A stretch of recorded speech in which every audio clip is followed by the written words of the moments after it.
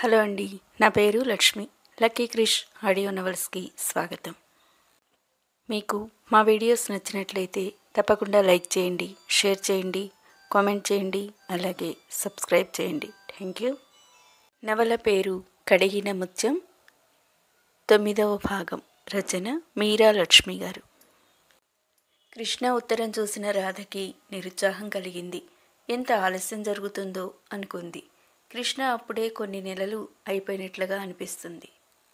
ఒక్కసారి వచ్చి వెళ్ళకూడదా అని రాసింది. నేను వస్తే ఇక్కడ జరగబోయేదానికి ప్రయత్నాలు ఆగిపోవా? అప్పుడు ఇంకా ఆలస్యం కాదా?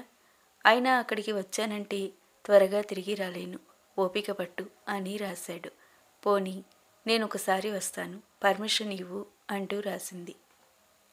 నువ్వు అతి మామూలుగా రావటం కాదు, మనం కలలు కన్న విధంగా హాస్పిటల్ కట్టి అన్ని హంగులు అమర్చి పచ్చని తోరణాలు కట్టి ఊరంతా రంగవల్లులు దిద్దించి ఊరి పొలిమరిలలో సుస్వాగతం పలికి నిన్ను రాజలాంఛనాలతో ఎంతో వైభవంగా నేనే స్వయంగా తీసుకువెళతాను. అంతవరకు ఓపిక పట్టు, తప్పదు రాధా. సాధ్యమైనంత వరకు త్వరలోనే పని ప్రారంభించి ఎప్పటికప్పుడు నీకు వివరాలతో ఉత్తరాలు రాస్తాను అంటూ రాశాడు. రోజులు, వారాలు, నెలలు గడుస్తున్నాయి. రాధ 5-6 ఉత్తరాలు రాసింది.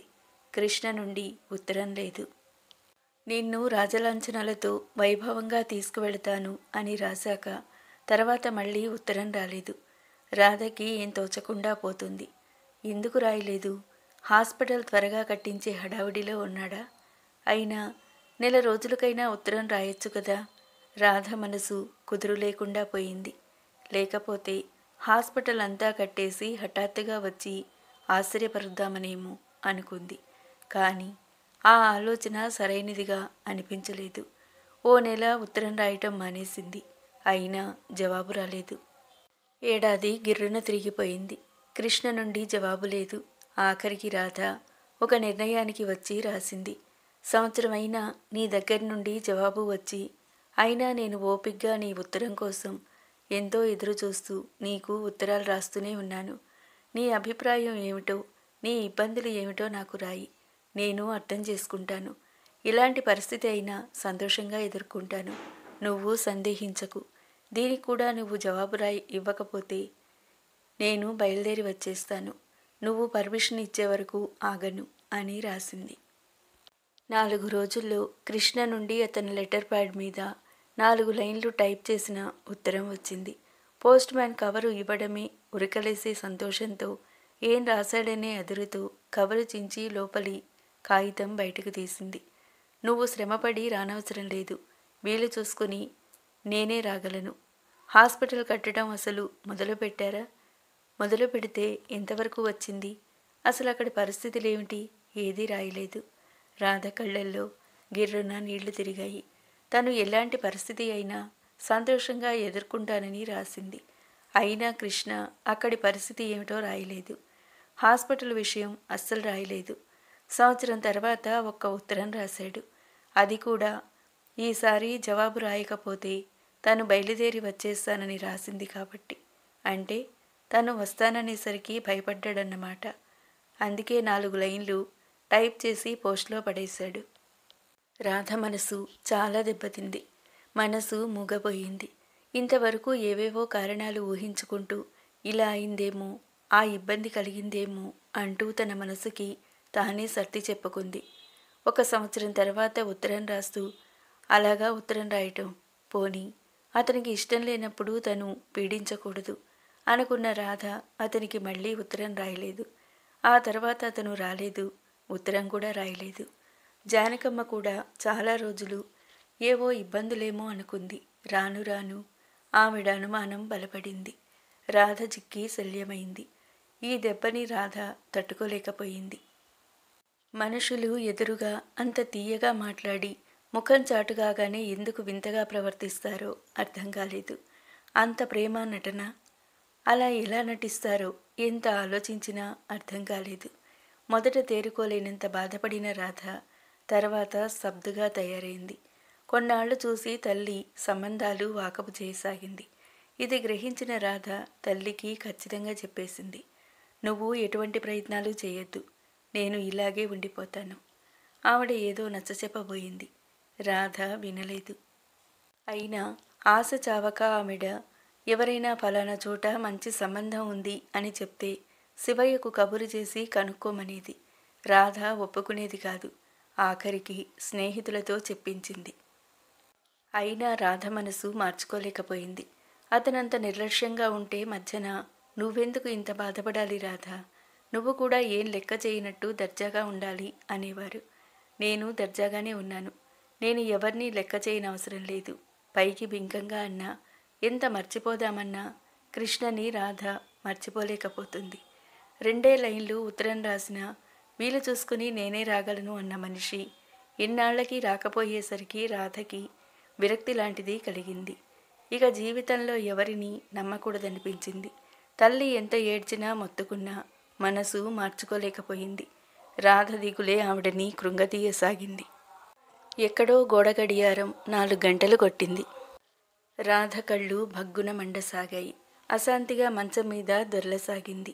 తల్లి ఆవేదన, రమ హితోక్తులు, చేసిన వాగ్దానాలు మర్చిపోయిన కృష్ణ, కొత్త జీవితం ప్రారంభించాలనుకుంటున్న మధు, ఆ కొడుకు జీవితం గురించి ఆరాటపడుతున్న ఆ తల్లిదండ్రులు. తను అంగీకరించకపోతే తను ఒంటరిగా బతికేయగలదు. తను అంగీకరించకపోతే ఒకలా, అంగీకరిస్తే మరొకలా. అందరి మీద ఆ ప్రభావం విపరీతంగానే ఉంటుంది.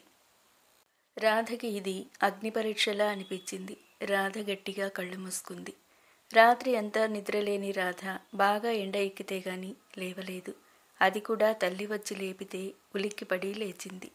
రాధ కళ్ళు ఎర్రగా ఉబ్బి ఉన్నాయి. రాధ, అలా ఉన్నావేం అంటూ ఆవిడ రాధ నుదురు తాకి చూసింది. ఒంట్లో బాగుందా అని అడిగింది. బాగానే ఉంది. ఇంత పొద్దు ఎక్కితే లేపలేదేమిటి? తిన్నగా తల్లి ముఖంలోకి చూడకుండానే లేచి మంచం దిగింది. ముఖం గడుకుని వచ్చేసరికి తల్లి అందించిన కాఫీ తాగి స్నానానికి వెళ్ళిపోయింది. అలా వెళుతూ టిఫిన్ ఏం చేయకు అనేసి వెళ్ళింది. రాధ డ్రెస్ అయి గదిలోంచి బయటికి వచ్చేసరికి 2 రోజులుగా రాధకి చెప్పాలనుకున్న మాట చెప్పాలని జానకమ్మ కూతురు దగ్గరగా వచ్చి రాధ అంది. ఏమిటన్నట్టు తల్లి ముఖంలోకి చూసింది రాధ. ఆ ముఖం ముడతలు పడిపోయి కళ్ళు లోతుకుపోయి ఒక్కసారిగా 10 సంవత్సరాలు పైబడిన దానిలా కనపడింది. అదేనమ్మా, రమకి ఉత్తరం రాయమని చెప్దామని. ఆవిడ ఆగింది. తల్లి చెప్పేది రాధకి అర్థం కాలేదు. ప్రశ్నార్థకంగా తల్లి కళ్ళల్లోకి చూసింది.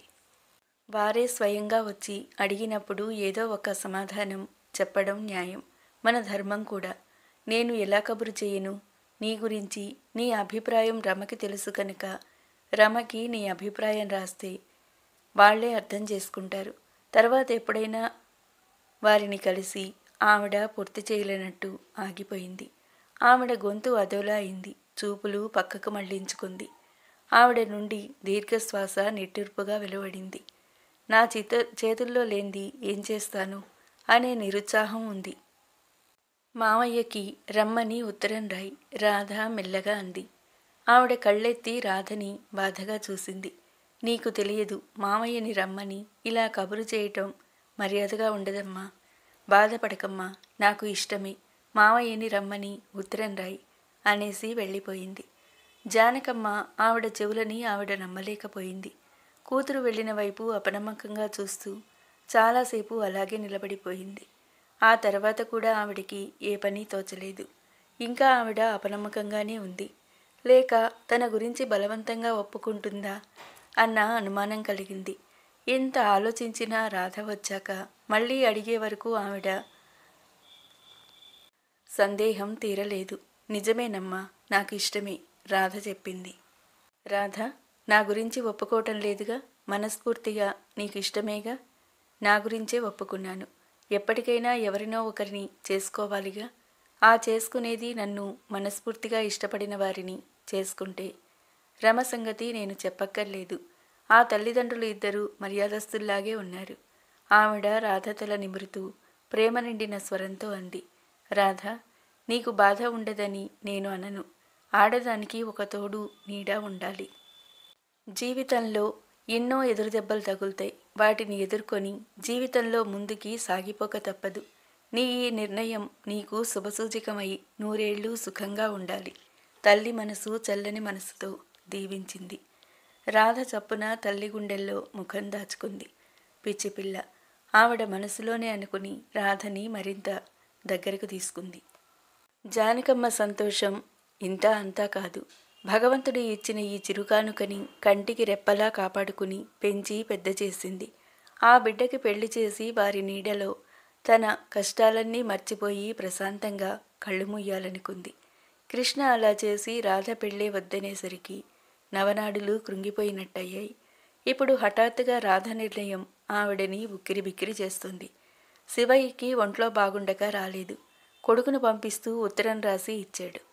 జానకమ్మ బాగా ఆలోచించి శివయ్య కొడుకి తోడు అహల్య తండ్రిని పెళ్లి పెద్దగా పంపింది. అన్ని విషయాలు వారు ఎలా చెప్తే అలా చేయడానికి తనకి అభ్యంతరం లేదని చెప్పి పంపింది. సూర్యనారాయణ, విశాలాక్షి తేలిగ్గా గాలి పీల్చుకున్నారు. కొడుకు ఇన్నాళ్లకి పెళ్లికి ఒప్పుకోవటంతో ఎవరైతేనేంలే అని ఎటువంటి పట్టింపులు పెట్టుకోక మంచి మనసుతో పిల్లని అడగటానికి వెళ్లారు. వారి దగ్గర నుండి ఎటువంటి కబురు లేకపోవటంతో తొందరపడ్డామేమోనన్న భావన వాళ్ళని బాధించసాగింది. రాత్రి పొద్దుపోయి ఇంటికి వచ్చిన కొడుక్కి విశాలాక్షి కబురు చెప్పింది. తల్లి మాటలు అతని చెవుల్లో అమృతం పోసినట్టే అనిపించింది. 4 రోజులుగా రాధని మరోసారి చూడాలని ఉన్నా కలవాలనిపించినా నిగ్రహించుకుంటున్నాడు. తన అభిప్రాయం చెప్పాడు. రాధ ఆలోచించుకోవటానికి టైం ఇమ్మంది. తను రాధని ఇబ్బంది పెట్టకూడదు అనుకున్నాడు. అయినా మనసులో ఏదో తెలియని అలజడి అతన్ని కలవరపరచసాగింది. తల్లి చెప్పిన ఈ వార్త వినగానే మనసు ఊయల ఊగసాగింది. అతను మేడ మీది తన గదిలోకి వెళ్ళిపోయాడు. అల్మరా తెరిచి రాధ ఫోటోని చేతిలోకి తీసుకున్నాడు. కొనగోటితో రాధ పెదవులని రాశాడు. తన తొందర చూసి ఫోటోలో రాధ నవ్వినట్టయి సిగ్గుపడ్డాడు. అతను ఆ ఫోటో చేతిలో పట్టుకుని మంచం మీద దిళ్ళ కానుకుని కూర్చుని తదేకంగా రాధ ఫోటోని చూడసాగాడు. Radha, thank you very much. నా కోరిక మన్నించి అంగీకరించావు. నా పాత జీవితాన్ని మర్చిపోయి నీతో కొత్త జీవితంలోకి అడుగు పెట్టాలనుకున్నాను. నా కోరిక నువ్వు తీర్చడానికి అంగీకరించావు. నిన్ను పువ్వులా చూసుకుంటాను. నా నుంచి నీకు ఎటువంటి ఇబ్బంది బాధ కలగనీయను. నా ప్రాణంగా చూసుకుంటానని ఇదిగో వాగ్దానం చేస్తున్నాను అని రాధ ఫోటో మీద చేయి ఆంచి రాధ చేతిలో చెయ్యి వేసి వాగ్దానం చేస్తున్నట్టే అన్నాడు. ఏ వ్యక్తి అయినా తను కోరుకున్నది లభించినప్పుడు ఎంత ఆనందంగా ఉంటాడో అంతకి రెట్టింపు ఆనందంగా ఉంది మధుకి. మంచం మించి లేచిన మధు రాధ ఫోటోని టేబుల్ మీద ఆనించి పెట్టాడు. అది వరకు రమ ఉంటే, రమ లేకపోతే తల్లో పని కుర్రాడో ఎవరో ఒకరు ఆ గది సర్దాలే గాని అతనికి ఆ శ్రద్ధ లేదు. అలాంటిది ఇప్పుడు ఆ గదిని తనకు చేతనైనంత వరకు నీట్గా సర్దాడు. ఫ్లవర్ వాజ్లో ఎప్పటివో ఎండిపోయిన పూలు తీసిపారేసి కుండీలో విరబూసిన తెలుపు, పసుపు వర్ణం గులాబీలు 4 కోసుకొచ్చి ఫ్లవర్ వాజ్లో అమర్చాడు. చెత్త అనుకున్న కాగితాలన్నీ తీసి పేస్ట్ బాక్స్లో పడేశాడు. అంతా సర్ది టేబుల్ ముందు కుర్చీలో కూర్చున్నాడు. ఈ వార్త విన్న రమ ప్లేన్లో వచ్చేసింది. సుడిగాలిలా వచ్చి రాధని 2 చేతులతో చుట్టేసి రాధని ఉక్కిరి బిక్కిరి చేసేసింది. రాధ, నువ్వెంత మంచిదానివి, పట్టలేని సంతోషంతో అంది. ఎంత మంచిదాన్ని? రమ చేతులు మెల్లగా విడిపించుకుంటూ అంది. ఆకాశం అంత మంచిదానివి. నిజంగా మా అన్నయ్య అదృష్టవంతుడు. మరి ఎందుకలా మూడీగా ఉంటావు? రాధ మాట్లాడలేదు. నాతో చెప్పవా? నేను కాబోయే ఆడపడుచునని ఎప్పుడూ గుర్తుంచుకోకు. నేను నీ స్నేహితురాల్ని. ఏమీ అనుకోను. చెప్పు రాధా. మనసు బాగుండకపోతే స్నేహితులకి చెప్పుకుంటారు. మనసు తేలిక పడుతుంది. నేను తొందరపడ్డానేమో అనిపిస్తుంది. అందులో మీ అన్నయ్య సంతోషం చూస్తుంటే నాకు నిజంగా భయంగా ఉంది రమ. రాధ పెద్ద సుడిగుండంలో చిక్కుకొన్నట్టుగా ఉంది. అందుకేనా? రమ తేలికపడిన మనసుతో అంది. నీ పరిస్థితిలో ఉన్నవారికి ఎవరికైనా అలాగే అనిపిస్తుంది. నిజంగా అన్నయ్య చాలా సంతోషంగా, ఎవరెస్ట్ శిఖరం అధిగమించినంత సంతోషంగా ఉన్నాడు. నీతో ఆ మాట చెప్పాలనిపించినా వెనుకాడాను. నువ్వు ఏం తొందరపడలేదు. మంచి పనే చేశావు. అన్నయ్య చూపే ప్రేమలో నువ్వు త్వరగా తేరుకుంటావని నాకు గట్టి నమ్మకం. ప్రతి వ్యక్తి నా అనేవారి ప్రేమ ఆదరణ ఉండాలి. అందులో ఈ నా అనేది మన సొంతమై ఉండాలి. అందులో ఉండే తృప్తి, ఆనందం మరి దేనిలోనూ ఉండదు. అవి ఎన్నో సమస్యల నుండి, బాధల నుండి, చిరాకుల నుండి కవచంలా కాపాడి రక్షిస్తూ సేద తీరుస్తుంది. అమ్మ, నాన్న, అన్నదమ్ములు, అక్క చెల్లెళ్ళు ఆ ప్రేమ వేరు. నా అనే ఈ వ్యక్తి పంచి ఇచ్చే ప్రేమ వేరు. తల్లిదండ్రుల ప్రేమ మనం ఒక్కరమే కాదు, నలుగురు బిడ్డలకి సమానంగా పంచి ఇచ్చేది. ప్రేమలో తాత్కాలికంగా ఓదార్పు పొందుతాం. భార్యాభర్తల మధ్య ప్రేమ అలాంటిది కాదు. ఒకరి మీద మరొకరికి ఉండే ఆ ప్రేమ వారిద్దరికే చెందుతుంది. ఆ ప్రేమ చాలా మహత్తు కలది, చాలా శక్తివంతమైంది. అన్నయ్య పాత జీవితాన్ని మర్చిపోయి కొత్త జీవితం ప్రారంభించాలని ఆరాటపడుతున్నాడు. నువ్వు కూడా గతాన్ని పీడకలలా మర్చిపోయి కొత్త జీవితంలో అడుగుపెట్టు. సంకోచాలు, భయాలు ఏం పెట్టుకోకు రాధా, ధైర్యం చెప్తూ అంది రమ. వాళ్లతో వెళ్ళక తప్పలేదు రాధది. విశాలాక్షి ఎంతో అభిమానంగా ఏ రంగులు ఇష్టమో, ఏ డిజైన్లు ఇష్టమో అడిగింది. ఆవిడ అభిమానాన్ని తిరస్కరించలేక తనకి తోచింది చెప్పింది. కొన్న చీరలు, నగలు తీసుకొచ్చి జానకమ్మకి చూపించి ఇంటికి తీసుకొచ్చింది. అప్పటికి సూర్యనారాయణ గారు వచ్చి ఉన్నారు. చీరలు, నగలు చాలా బాగున్నాయన్నారు. శేషమ్మ అంటూ చెల్లెల్ని పిలిచారు. శేషమ్మ ఎంతో బరువు మోస్తున్న దానిలా వచ్చింది. నగలు, చీరలు చూపించింది విశాలాక్షి. ఆ చీరలు, నగలు చూసేసరికి శేషమ్మ మనసు కుతకుతలాడిపోయింది. ఈ అదృష్టం అంతా మృదులకి పట్టాల్సింది. ఎవరితో ముక్కు ముఖం తెలియని దానికి ఇంత అదృష్టం పట్టింది. ఆవిడ పూర్తిగా చూడకుండానే బాగున్నాయి అంది. ఆవిడ కోపం, తత్వం తెలిసిన వాళ్ళు కాబట్టి ఎవరూ ఏమీ తర్కించలేదు. ఈ మధ్య కూడా మృదులకి 2 సంబంధాలు తీసుకొచ్చారు. ఒకతను BA, BEd టీచర్గా చేస్తున్నాడు. వెధవ టీచర్ని నేను చేసుకోను అంది మృదుల. నేను బడిపంతుల్ని చేసుకొని ఇంత సుఖపడ్డాను. నా కూతుర్ని కూడా అదే గోతిలోకి తోస్తారా అంటూ రాగం మొదలుపెట్టింది శేషమ్మ. ఇది బడిపంతుల్లాంటి చిన్న ఉద్యోగం కాదని, కుర్రాడు చదువుకున్నాడని ఎంత చెప్పినా వినలేదావిడ. ఇంకో 2 సంబంధాలకి వాళ్లే పిల్ల నచ్చలేదని, చదువు లేదని వద్దన్నారు. దాంతో ఆయన విసిగిపోయి ఊరుకున్నారు. కొన్నాళ్ళు ఇక సంబంధాలు చూడదలుచుకోలేదు. శేషమ్మ లోపలికెళ్ళిపోయి కూతుర్ని పట్టుకుని ఏడ్చింది. ఏమైందోనని మృదుల కంగారు పడిపోయింది. ఏమైందమ్మా, ఎందుకు ఏడుస్తున్నావు అంది. మనం ఎంత దురదృష్టవంతులమే, ఆ దేవుడికి మన మీద దయలేదే అంటూ ఇంకో రాగం తీసింది. ఏమైందో చెప్పమ్మా, అక్క వాళ్ళు బాగున్నారా? వాళ్ళ దగ్గర నుంచి ఉత్తరం ఏమన్నా వచ్చిందా? తల్లిని భుజాలు పట్టి కుదుపుతూ అడిగింది. ఛీ, పెదవ మాటలు. కూతురిని వదిలి దూరంగా జరిగింది. బర్రున ముక్కు చీరేసింది. నీకు అసలు తెలివి అనేదే లేదే. ఇంట్లో బావకి పెళ్లి కుదిరి ముహూర్తం పెట్టుకుంటే నీకు చీమ కుట్టినట్టైనా లేదు.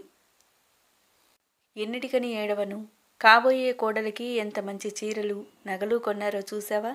నువ్వు కాస్త తెలివి ఉపయోగించి మసిలితే ఈ అదృష్టమంతా నీకు పట్టేది. ఆవిడికి మళ్ళీ దుఃఖం ముంచుకొచ్చింది. పోనీ అమ్మా, బావంటే నాకు చచ్చే భయం. నేను బ్యాంకు ఉద్యోగం చేసేవాణ్ణి పెళ్లి చేసుకుంటానే అంది. అయ్యో, మనకు అంత అదృష్టం కూడానా? తలమాసిన వాడిని కట్టబెట్టాలని వాళ్ళు చూస్తుంటే మనం బావ దగ్గరికి వెళ్ళిపోదాం, బావే చూస్తాడు గారం పోతూ అంది. నయంలే, అప్పుడు అసలు మన సంగతే పట్టించుకోరు. బావ అంత ఖర్చు పెట్టి పెళ్ళి ఎక్కడ చేయగలడు?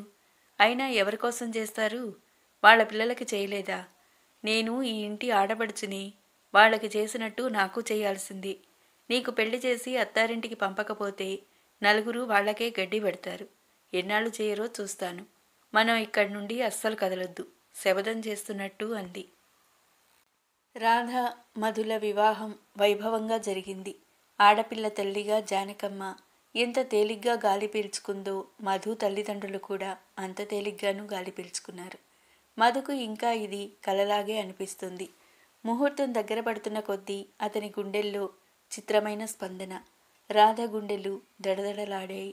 జీలకర్ర, బెల్లం పెట్టేటప్పుడు ఈ క్షణం నుండి తన మనసులోకి వేరే ఆలోచన రాకూడదని, కంటికి కనిపించకుండా ఈ సృష్టిని నడిపించే ఆ అతీతమైన శక్తిని ప్రార్థించింది. సూత్రధారణ జరిగేటప్పుడు అహల్య జడ ఎత్తి పట్టుకుంటూ రాధ చెవిలో అతని తొందర చూడు అంటూ గుసగుసలాడింది. అవేం రాధకి వినపడలేదు. అతను మంగళసూత్రాలు కడుతుంటే రాధ గుండెలు దడదడలాడాయి. పచ్చగా మెరుస్తున్న మంగళసూత్రాలని, వాటికి అంటించిన ఎర్రని కుంకుమని తదేకంగా చూస్తూ మనసు దానిమీదే లగ్నం చేసింది. బ్యాండ్ మేళం సీతమ్మ పెళ్లి కూతురాయని చెవులకింపుగా వినిపిస్తుంటే ఆశీర్వదించి చల్లిన అక్షతలు పూలజల్లులా వధూవరుల మీద పడ్డాయి. స్నేహితులు ఎంత ప్రోత్సహించినా మధు అంత ఉత్సాహంగా రాధ తలంబ్రాలు పోయలేకపోయింది. తలంబ్రాల టైముకి రమ అన్నగారి సైడు వెళ్ళిపోయింది.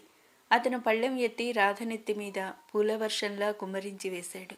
అందరూ చప్పట్లు కొట్టారు. పెద్దలకి నమస్కారాలు చేయించటం అయింది. రాధ స్నేహితుల మధ్య కూర్చుంది. రమ వచ్చి రాధ చేయి పట్టుకుంటూ, రాధ, అన్నయ్య పిలుస్తున్నాడు అంది. ఆ మాటతో రాధ నిటారుగా అయింది. ఇది గ్రహించిన రమ రాధ చెయ్యి ధైర్యం చెప్తున్నట్లు మృదువుగా నొక్కింది. రమ వెనుక రాధ వెళ్ళింది. మధు రాధని తన ఫ్రెండ్స్కి పేరు పేరునా పరిచయం చేశాడు. రంగాని పరిచయం చేస్తున్నప్పుడు వీడు తెలుసుగా, మనిషి భయపెట్టేలా ఉన్న ఒట్టి పిరిగ్గొడ్డు. ఆ మాటకి అందరూ నవ్వారు. రంగా మధుని మోచేత్తో పొడిచాడు. రాధ చిన్నగా నవ్వింది. అందరి ఆడపిల్లల్లా ఎన్నో కోరికలతో ఆ గదిలోకి అడుగు పెట్టలేదు రాధ. పరీక్షకెళ్లే విద్యార్థినిలా అడుగుపెట్టింది. స్నేహపూరితమైన చిరునవ్వుతో మధు రాధ చేయి పట్టుకొని అవ్యక్తమైన భావంతో ఒళ్ళు జలధరించింది. నవ్వాలని ప్రయత్నించి ఓడిపోయింది. తన మనసు తనకి కాకుండా పోతే తిరిగి దాన్ని యథాస్థితికి తీసుకురావాలంటే ఎంత కష్టమో అనుభవపూర్వకంగా తెలిసింది రాధకి. మధు పరిస్థితి పేదవానికి పెన్నిధి దొరికినంత ఆనందంగా ఉంది. మధు సంతోషంగా చెప్పే కబుర్లు రాధ శ్రద్ధగా వింటోంది. నువ్వేం మాట్లాడవా? చాలాసేపటికి అడిగాడు మధు. నేనంత బాగా మాట్లాడలేను. మధు ఎప్పుడు చూసినా మౌనంగా ఉండటమే చూశాడు కాబట్టి అతను తర్కించలేదు. నా మాటలు నచ్చాయా? రాధ నవ్వింది, పెదవులు విడి విడకుండా చిన్నగా. అమ్మయ్య, నీకు నవ్వటం రాదేమోనని భయపడ్డాను. ఏం, ఎందుకు భయం అని రాధ అడుగుతుందనుకున్నాడు. రాధ అడగలేదు. ఆ రోజు నేను అడిగితే ఆలోచించుకోవాలన్నావు. ఇంటికెళ్ళి ఏం ఆలోచించావు? రాధ అతని కళ్ళల్లోకి చూసింది. తను చెప్పబోయే జవాబుకి కుతూహలంగా ఎదురుచూస్తున్నాడు. తర్వాత మెల్లగా అంది, మీరు అడిగిందే ఆలోచించాను. ఏమనిపించింది? మీరు అలా అడగటం నా అదృష్టం అనుకున్నాను. రాధ కళ్ళు వాల్చుకుంది. అతని కుతూహలం చూస్తుంటే ఇప్పటికీ రాధకి గుండెలు కొట్టుకుంటున్నాయి. ధైర్యం చేసి ముందుకు అడుగు వేసింది. ఇతని మనసు నొప్పించకుండా తను సంతోషపెట్టగలదా, ప్రవర్తించగలదా? మధు రాధని చప్పున దగ్గరికి తీసుకున్నాడు. రాధ, నాది కళాహృదయం కాదు. నాకు ప్రేమించటమే తెలుసు. నన్ను ప్రేమించిన వారికి ప్రాణమైనా ఇవ్వటానికి వెనుకాడను. నీ అలవాట్లు ఏమిటో, నీకేదిష్టమో, అసలు నీ ఇష్టాలేమిటో నాకు తెలియవు. నువ్వు డాక్టర్వి. నీకు కొంచెం కాకపోతే కొంచెమైనా సైకాలజీ తెలిసి ఉంటుంది. మాట్లాడిస్తూనే మనిషి మనోభావాలని గ్రహించి వేయగలవేమో. నేను అలా గ్రహించలేను. నీ ఇష్టాలు, అభిప్రాయాలు నాకు చెప్పాలి. అవి ప్రేమ అనే పెన్నుతో, అభిమానం అనే ఇంకు పోసి డైరీ లాంటి ఈ గుండెల్లో పదిలంగా నోట్ చేసుకొని తప్పకుండా తీరుస్తాను. నువ్వు చేయవలసిందల్లా నా కళ్ళల్లో కళ్ళు పెట్టి చూస్తూ నా కళ్ళ ఎదురుగా ఉండటమే. నిన్ను వదిలి నేను బ్రతకలేను. తెల్లబోయి అతని మాటలు వింటున్న రాధ చప్పున అతని మెడవంపులో ముఖం దాచుకుంది. భగవంతుడా, మమ్మల్ని కాపాడు అనుకోకుండా ఉండలేకపోయింది. నెల రోజులు గిర్రన తిరిగిపోయాయి. రాధ ఆ ఇంట్లో అలవాటు పడిపోయింది. మధు అలవాట్లు, అభిప్రాయాలు చాలా మటుకు అర్థమయ్యాయి. అత్తగారు కన్న తల్లి కన్నా ఎక్కువగా చూసుకుంటుంది. మామగారికి కోడలు ఆ ఇంటికి దేవత. ఆయనకి ఏ చిన్న పని చేసి పెట్టాలన్నా రాధ ఇంట్లో ఉన్నప్పుడు రాధ రాధ అని పిలుస్తూనే ఉంటారు. విశాలాక్షి కోడలని చిన్న పని కూడా చేయనీయదు. నాకు పని చేయటం అలవాటే, నన్ను చేయనీయండి అంటుంది. చేద్దువు కానీ అప్పుడే అయిపోయిందా? నువ్వు వాడి పని చూసుకో చాలు అంటుంది. చదువుకొని ఉద్యోగం చేస్తున్న దానివి, నీకెందుకమ్మా ఈ తిప్పలు? మేమున్నాముగా, మాకు వేరే పనులేమున్నాయి? మేం చేస్తాంలే. నెల రోజులుగా కుతకుతలాడిపోతున్న శేషమ్మ వెటకారంగా అంది. అన్నా వదినలు కోడలిని అంత అపురూపంగా చూడటం ఆవిడ సహించలేకపోతుంది. సాయంత్రం అయ్యేసరికి రాధ మధు బయటికెళ్ళిపోవటం, వాళ్ళు అలా ఉండటమే తమకి పరమానందం అన్నట్లు అన్నా వదినలు ఉండటం ఆవిడకి ఏమాత్రం నచ్చలేదు. సూర్యనారాయణ గారు జానకమ్మని ఇక్కడికే వచ్చేయమన్నారు. దానికి ఆవిడ ఒప్పుకోలేదు. వీళ్ల బలవంతం మీద వచ్చి 4 రోజులుండి వెళ్ళిపోయింది. కూతుర్ని భర్త అత్తమామలు ఎంత ప్రేమగా చూసుకుంటారో స్వయంగా చూసి సంతోషంతో ఉక్కిరిబిక్కిరయింది. తల్లిని ఈ వయసులో ఒంటరిగా వదలటం రాధకి చాలా బాధగా ఉంది. తల్లి అభిమానం తెలియంది కాదు. మధుని అక్కడికి రమ్మనటం ధర్మం కాదు. ఆ తల్లిదండ్రులకి అతను ఒక్కడే కొడుకు. ఆ కొడుకంటే పంచప్రాణాలు. అందుకే రోజూ వెళ్ళి కాసేపు కూర్చుని వస్తుంది. అప్పుడు కూడా ఎక్కువసేపు కూర్చోవడానికి ఉండదు. రాధ రావటం కాస్త ఆలస్యమైతే మధు స్కూటర్ వేసుకుని వచ్చేస్తాడు. అక్కడ అతనంత ఫ్రీగా ఉండలేడు. మొహమాటంగా ముళ్ళ మీద కూర్చున్నట్టు కూర్చుంటాడు. జానకమ్మ అతని అవస్థ గ్రహించింది. నువ్వెళ్ళు రాధా, నాకు బాగానే కాలక్షేపం అవుతుంది. నా గురించి దిగులు పెట్టుకోకు అని వారిని పంపేసి తను ఏ పుస్తకమో తీసుకుని కూర్చుంటుంది. ఇప్పుడు ఆవిడికి ఏ బెంగా లేదు. ఇంక తను చచ్చిపోయినా పర్వాలేదు, నిశ్చింతగా కళ్ళు మూస్తుంది. ఒక్కగానొక్క బిడ్డ జీవితం ఏమవుతుందోనని బెంగ పెట్టుకుంది. ఆ భగవంతుడు చల్లగా కాపాడాడు. 2 చేతులు జోడించి ఇష్టదైవానికి నమస్కరించింది. ఆవిడ 2-3 సార్లు కూతుర్ని అడిగింది. రాధ, నువ్వు నిజంగా సంతోషంగానే ఉన్నావా? నిజంగా సంతోషంగానే ఉన్నానమ్మా అని చెప్పింది రాధ. దాంతో ఆవిడకి చాలా నిశ్చింతగా అనిపించింది. మధు రాధని చాలా ప్రేమగా చూసుకుంటాడు. రాధ నుండి ఎంత ప్రేమను ఆశిస్తాడు.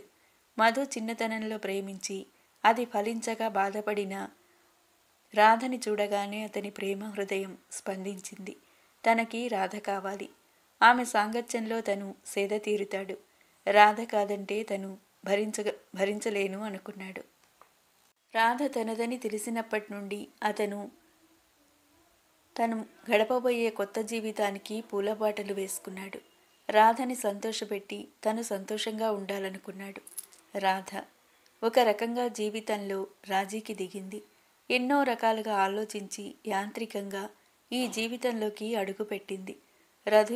మధు యందు ప్రేమతో హృదయం స్పందించి ఈ నిర్ణయానికి రాకపోయినా తనని గాఢంగా ప్రేమిస్తున్న మధుని నిరుత్సాహపరచకూడదని తన సాయశక్తులా ప్రయత్నిస్తుంది.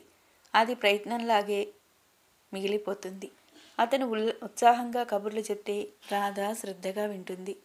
ఎప్పుడు నేను కబుర్లు చెప్పడమేనా? నువ్వు ఏం చెప్పవా? మధు అడుగుతాడు. మాట్లాడడం ఒక కళ అంటారు. ఆ కళ మీకు భగవంతుడు అపారంగా ప్రసాదించాడు. అయినా ఎవరు మాట్లాడితే ఏముంది, మాట్లాడండి, నేను వింటాను అంటుంది. లేదు, నువ్వేదో పోగొట్టుకున్నట్టుగా ఉంటావు. నిన్ను ఒంటరిగా చూసినప్పుడు పరధ్యానంగానే ఉంటావు. నీకు ఇక్కడ బాగాలేదా అని అడిగాడు. రాధ మనసులోనే ఉలిక్కిపడింది. తను చేసిన ప్రయత్నం ఫలించటం లేదా? తన మనసులో ఇతని గురించి తప్ప ఏ ఆలోచనలు రానియటం లేదు. ఇతనెందుకు ఇలా అన్నాడు అనుకుంది. నేను మొదటి నుండి ఒంటరిగా ఉండటమే అలవాటు. అందులో మాకు బంధువులు తక్కువ. మమ్మల్ని అందరూ వదిలేశారో నాకు తెలియదు కానీ మా ఇంటికి ఎవరూ రాలేదు. మమ్మల్ని ఎవరూ ఆహ్వానించేవారు కాదు. మా ఇంట్లో అమ్మ నేను. అందుకేనేమో నాకంతా హుషారు లేదు. రాధ చెప్తుంటే రాధ మాటలు శ్రద్ధగా వింటున్న మధు తర్వాత అన్నాడు. ఏం, నేను నిన్ను హుషారుపరచటం లేదా? నా దగ్గర కూడా మౌనంగా ఉంటావేం? రాధ చెయ్యి తన చేతిలోకి తీసుకుంటూ అన్నాడు. నా వల్ల నీకు ఇబ్బంది కలిగితే నాకు చెప్తావు కదూ. నువ్వు ఇలా మౌనంగా మూగగా ఉంటే నేను భరించలేను. మొదటి నుండి నా తత్వం ఏమిటో గాని నాకు నచ్చిన వారిని ప్రాణంగా ప్రేమిస్తాను. వారి నుండి కూడా అంత ప్రేమను ఆశిస్తాను. ఇది తప్పంటావా? తప్పెందుకవుతుంది? మీరు చెప్పింది అక్షరాలా నిజం. నా వల్ల నాకు తెలియకుండా మీ మనసు బాధపడితే క్షమించండి. ఏయ్, ఇలాంటి మాటలు మాట్లాడితే ఊరుకోను. చాలా పెద్ద శిక్ష వేస్తాను బెదిరింపుగా అన్నాడు. సంతోషంగా భరిస్తాను. రాధ నవ్వింది. అంటే నేను శిక్షలు వేసి బాధించేవాడిలా కనపడుతున్నానా? కాదు అన్నట్టు తల ఊపింది. అప్పటి నుండి రాధ చాలా జాగ్రత్తగా మసులుకుంటుంది. మధుతో ఉదయం లేస్తూనే ఏం మాట్లాడాలో రాత్రే ఆలోచించుకుంటుంది. పేపర్ చదివి ఆ విషయంలో ఏదో ఒకటి తనకై తాను 4 మాటలు మాట్లాడుతుంది. రాధ మాట్లాడుతుంటే అతను గమ్మత్తుగా చూస్తాడు. రాధ మాట్లాడుతుంటే చంటిపిల్ల కంటతా పట్టిన పాఠం అప్పచెప్పినట్లుగా అనిపిస్తుంది. అలాగే సాయంత్రం హాస్పిటల్ నుండి వస్తూ ఏం మాట్లాడాలో ఆలోచిస్తుంది. ప్రతిరోజు మధు ఎక్కడికో అక్కడికి తీసుకెళ్తాడు. రాధకి అంత రోజూ వెళ్లే ఉత్సాహం లేకపోయినా అతని ఉత్సాహం చంపకూడదని తప్పనిసరిగా వెళుతుంది. బయటికి వెళ్ళినప్పుడు తప్పనిసరిగా హోటల్కి తీసుకువెళ్తాడు. రాధ వద్దన్నా అతను వినిపించుకోడు. ఆ రోజు ఇంగ్లీషు సినిమాకి తీసుకెళ్ళాడు. అక్కడి నుండి ట్యాంక్ బండ్కి తీసుకొచ్చాడు. తర్వాత హోటల్కి దారి తీశాడు. ఇప్పుడు ఇంటికి వెళ్ళిపోతాంగా, ఇప్పుడు హోటల్కి వద్దు అంది రాధ. ఏం, ఎందుకు అని అడిగాడు. ఇంటికి వెళ్తే ముందు ఎందుకు దండగా? ఇంటికి వెళ్లే ముందు ఎందుకు దండగా? నీకు దండగా కానిదేమిటో చెప్పు. నువ్వు నాతో ఎక్కడికి వచ్చినా నా బలవంతం మీదే వస్తున్నావని నాకు తెలుసు. ఇది అలాగే రా. ఇతన్ని మెప్పించలేకపోతుంది. తనలో మార్పు సహజంగా లేదో అనుకుంది. హాస్పిటల్ నుండి రాగానే హాయిగా ఆరు బయట విశ్రాంతిగా కూర్చోవాలని ఉంటుంది. అయినా అతని కోసం అలసటగా ఉన్నా వస్తుంది. అయినా అతనికి తృప్తి కలగటం లేదు. తనేం చేయాలి? మీ దగ్గర సైకాలజీ నేర్చుకోవాలనిపిస్తుంది. ఏం, నేను అబద్ధం చెప్పానా? మీ అభిప్రాయం మీది, నేనెందుకు కాదంటాను? నేను వెళ్దామంటే సరే అంటావు. అక్కడికి వెళ్దాం తయారవు అంటే తూచా తప్పకుండా వెంటనే తయారవుతావు. నీకై నీవు అక్కడికి వెళ్దామని అడిగావా? ఆ అవసరం లేకుండా ముందే మీరు తీసుకెళ్తుంటే ఇంక నాకు అడిగే అవసరం ఏముంది? ఓహో, ఇలాగైనా నీ తెలివితేటలు అమోఘం. స్కూటరు ఓ హోటల్ ముందు ఆగింది. ఇద్దరూ లోపలికొచ్చి కూర్చున్నారు. ఏమైనా తింటావా అని అడిగాడు. మీ ఇష్టం అందామనుకుని తమాయించుకుంది. నేను ఏం తీసుకోను, టీ చాలు అంది. టీ తీసుకుని ఇద్దరు బయటికి వస్తున్నారు.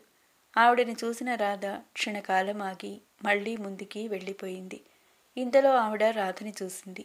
రాధ 4 అడుగులు ముందుకేసి ఆవిడ దగ్గరికి వెళ్ళింది.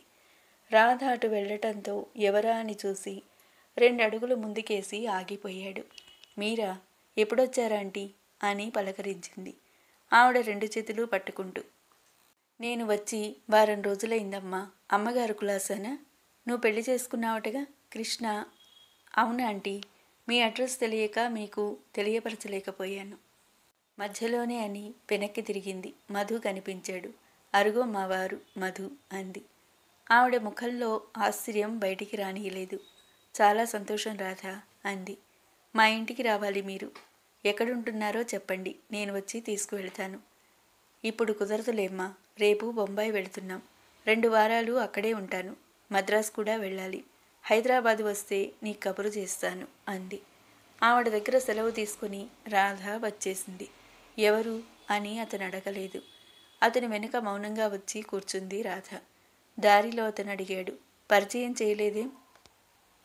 ఆ మాట నిజంగా రాధకి ఆ టైంలో తోచలేదు. ఇప్పుడు ఇతను ఇలా అడుగుతాడని కూడా ఊహించలేదు. ఆవిడ తన వివాహం జరిగిందని విని ఉంటుంది. అది ఎవరితోనో తెలుసుకొని ఉండదు. అందుకే ఆవిడ మాట పూర్తి కాకుండా ఆవిడ సందేహం తీర్చేసింది. ఆ టైంలో మధుని పిలిచి పరిచయం చేయాలని తోచలేదు. ఆవిడ మళ్ళీ లోపలికి రమ్మంటుంది. ఇప్పటికే ఆలస్యమైంది. అతను మాట్లాడలేదు. ఆవిడ నా ఫ్రెండ్ ఆంటీ. 2 అమ్మాయిలు యాక్సిడెంట్లో పోవటంతో ఇక్కడ ఉండలేక అమెరికా చెల్లెలి దగ్గరికి వెళ్ళిపోయింది అన్నాడు. ఆవిడ కృష్ణ అందేమిటి అనుకున్నాడు. అలా అందేమిటి అని అడగాలనుకుని మళ్ళీ విరమించుకున్నాడు. చెప్పేదైతే రాధ చెప్తుందనుకున్నాడు. రాధ అదేం చెప్పలేదు. రమ వారం వారం రాధకి ఉత్తరం రాస్తుంది. రమ వెళ్లే ముందే చెప్పింది, నువ్వు వారం వారం నాకు మీ కొత్త కాపురం గురించి రాయాల్సింది, లేకపోతే నాకు తోచదు అని. అలాగే రమ వారం వారం ఉత్తరం రాస్తుంది. రాధ తిరిగి జవాబు రాస్తుంది. రాధ ఉత్తరాలు చూస్తుంటే రమకి చాలా ధైర్యంగా సంతోషంగా అనిపించింది. తను చేసిన ఈ ప్రయత్నం ఫలించటమే కాకుండా చిగురించి పుష్పించింది అనుకుంది. ఆ 2 దంపతులని రమ్మని ఆహ్వానించింది. అలాగే తల్లిదండ్రులకు కూడా రాసింది. మీరిద్దరూ సరదాగా వెళ్ళిరండి అన్నారు సూర్యనారాయణ గారు. అవును, అలా చేయండి అంది విశాలాక్షి. మధు ఏమంటావు అని అడిగాడు. ఇప్పుడు నాకు కుదరదు, తర్వాత వెళదాంలేండి అంది. ఆ హాస్పిటల్ మానేయకూడదు. సెలవు దొరకని ఉద్యోగాలు మనకొద్దు. నేను ఎంఎస్ చేయాలనుకుంటున్నాను. అక్కడ చేయటం చాలా మంచిది. ఆయన చాలా మంచివారు. ఇంకా చదువుతావా? ఆశ్చర్యంగా చూశాడు. ఏం చదవకూడదా? నవ్వుతూ అడిగింది. చదవకూడదని నేను అనను, కానీ నన్ను పూర్తిగా మర్చిపోతావు. ఎప్పుడు మర్చిపోను. మిమ్మల్ని జ్ఞాపకం ఉంచుకున్నాకనే చదువుకుంటాను. అలా అయితే ఎంతైనా చదువుకో అంటూ రాధ దగ్గరగా రాబోయాడు. అక్క, మృదుల పిలవటంతో మధు దూరం జరిగాడు. రాధ ఇటు తిరిగింది. మామయ్య పిలుస్తున్నాడు. తలుపు పక్క నుండి తొంగి చూస్తూ చెప్పింది. సరే అని రాధ వచ్చేసింది. మృదుల అంతే. రాధ మధు మాట్లాడుకుంటుంటే పిల్లిలా ఏమూలో నక్కుతుంది. అనుకోకుండా రాధ వస్తే ఒక్క పరుగు తీస్తుంది. రాధ మృదులని పిలిచి అలా చాటుగా నిలబడకూడదు అని చెప్పాలనుకుని మళ్ళీ ఊరుకుంది. రాధ రాగానే సూర్యనారాయణ గారు, రాధ, ఈరోజు మృదులని చూడటానికి పెళ్లివారు వస్తున్నారు. ఆ టైంకి నువ్వు ఉంటే బాగుంటుందనిపిస్తుంది. నీకు వీలవుతుందా? అలాగేనండి అంది. మృదులకి ఏమీ తెలియదు. తల్లిలాగే పిచ్చి మాలోకం. వాళ్ళు వచ్చినప్పుడు ఎలా మాట్లాడాలో చెప్పు తల్లి అన్నారు. అలాగే చెప్తానండి అంది. రాధ వచ్చే వాళ్ల వివరాలు తెలుసుకుంది. ఆ అబ్బాయి ప్రైవేట్ కంపెనీలో టైపిస్ట్గా పనిచేస్తున్నాడు. ఒక్కడే అబ్బాయి. 3 అమ్మాయిలకి పెళ్ళిళ్ళు అయిపోయాయి. తల్లి తండ్రి ఉన్నారు. వాళ్ళకి పిల్ల బాగా చదివి ఉండాలని లేదు. కుటుంబం మంచిదయ్యి, పిల్ల గుణవంతురాలయ్యి, సంసారపక్షంగా ఉంటే చాలు. ఈ సంగతి ఎవరి ద్వారానో తెలిసి సూర్యనారాయణ గారు వెళ్ళారు. 200 గజాల్లో చిన్న ఇల్లు కట్టుకొని ప్రశాంతంగా ఉన్నారు. తల్లిదండ్రులు పెద్దవాళ్ళయ్యారు. జాగా ఉన్నంత వరకు ఎక్కువగా కూరగాయల మొక్కలు, పాదులు పెట్టుకున్నారు. పూల మొక్కలు చాలా తక్కువగానే వేశారు. ఆ వేసిన వాటిల్లో కూడా మందారం, నందివర్ధనం, నిత్యమల్లి, గన్నేరు ఇలా నిత్యపూజకు పనికి వచ్చేవే ఎక్కువగా వేశారు. కాస్త జాగా కూడా వృధా చేయకుండా అందులో అన్నీ ఉపయోగించే మొక్కలే వేశారు, కానీ ఏ అందం కోసమో పిచ్చి పిచ్చి మొక్కలు వేయలేదు. ఆ ఇంట్లో అడుగుపెట్టి ఆ దంపతులతో అరగంట మాట్లాడేసరికి సూర్యనారాయణ గారు ముగ్ధులయ్యారు. అనవసరమైన ఆడంబరాలకి పోకుండా ఉన్నదాంతో తృప్తిపడే రకం. అనవసరమైన పనివారు ఏదీ చేయరని ఆయన గ్రహించారు. కట్నం వారు ఎంత కోరినా ఇచ్చి మృదులని ఇంటి కోడల్ని చేస్తే మృదుల సుఖపడుతుందని, ఇటువంటి వాతావరణంలో కొన్నాళ్లు మసిలితే త్వరలోనే మారుతుందని ఆయన ఆశించారు. హాస్పిటల్కి వెళ్ళిన రాధ త్వరగానే ఇంటికి వచ్చేసింది. హాలంతా మరోసారి తనే స్వయంగా సర్దింది. పలహారాలు తయారు చేయటంలో అత్తగారికి సహాయం చేసింది. తర్వాత మృదులని తయారు చేయడానికి వెళ్ళేసరికి మృదుల, శేషమ్మ ఏదో అన్యాయం జరిగిపోయినట్టుగా కూర్చున్నారు. ఈ సంబంధం శేషమ్మకి అస్సలు ఇష్టం లేదు. 3 ఆడపడుచులు అస్తమాను వచ్చి పోతూ ఉంటారు. ముసలి అత్తమామలు ఇక్కడే ఉంటారు. తన కూతురికి సుఖం ఉండదు అని ఆవిడ మృదులకి చెప్పేసింది. ఈ సంబంధం మావయ్య ఎంత చెప్పినా ఒప్పుకోకు అని. నేను చస్తే ఒప్పుకోను అంది, నేనేం తక్కువ కాదన్నట్టు. రాధ మృదులని చెడవేస్తాను రమ్మంది. అది వేసుకుంటుందిలే, నువ్వు వెళ్ళి నీ పని చూసుకోమ్మా, కళ్ళు మిటకరిస్తూ కోపంగా అంది శేషమ్మ. తరువాయి భాగం మరో వీడియోలో. Thank you.